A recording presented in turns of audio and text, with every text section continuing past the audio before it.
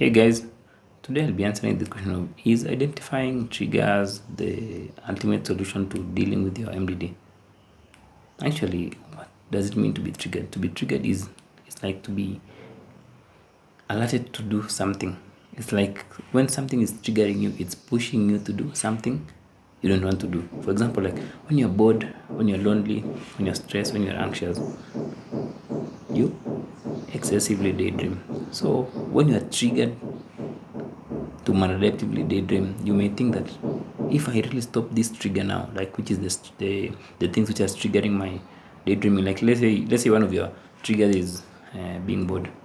So you might say that every time I'm bored, I might look for something that will stop me from being bored. It can be keeping yourself busy, taking a walk, going to the gym, cooking, or just doing a physical activity which may help you like not get triggered, or it may not trigger the maladaptive daydreaming. Actually, in some sense, it can help, because when you manage your trigger, it will mean that that thing which triggers the daydreaming will be on lower levels.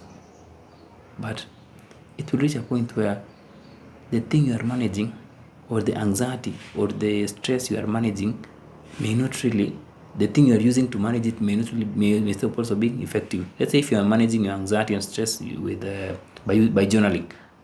Yes, when you're starting to do this practice, you'll find that your stress and anxiety will go to lower levels. But it will get to the point where this tool you are using to manage these feelings of boredom will not also be effective, because it's like that drug which loses effectiveness.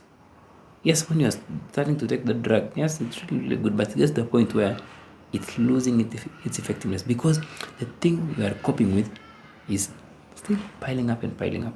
So identifying your triggers may help in the early stages, but the ultimate thing which will absolutely help you with your maladaptive daydreaming is dealing with what's beyond those triggers. Because a trigger is more of an alert that, hey, there's a pain, or there are painful aspects deep inside you which you've never processed. Because when you are triggered, it's more like you are experiencing a past moment.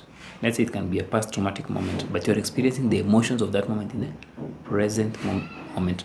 Like you're experiencing these stuck emotions you've never processed in the present moment. That's why they become so overwhelming, because it's a mixture of old emotions and new emotions, but it's mostly old emotions. So instead of just looking for something to deal with the triggers, you can go an extra mile and process those emotions.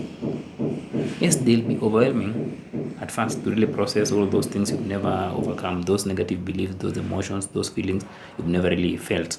It will be overwhelming, but it's more of a lasting solution, because once you process those things from the past, you get to the point where you'll be feeling the emotions of the present in the present moment. That's what deep healing is all about. It's all about, instead of just dealing with things as they come, like when I'm triggered, I do this. You acknowledge that this thing has a lesson, or this thing has something underlying. This thing has a root cause. Now let me focus on dealing with the root cause. Let me focus on going to the root of this thing instead of just chopping the branches.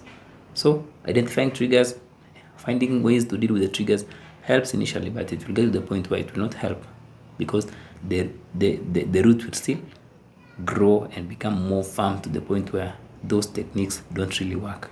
So deal with the root causes, but you can start with identifying the triggers and managing them, but ultimately understand that the thing which is being triggered will still overpower your coping mechanisms. Until next time, guys, have a wonderful day.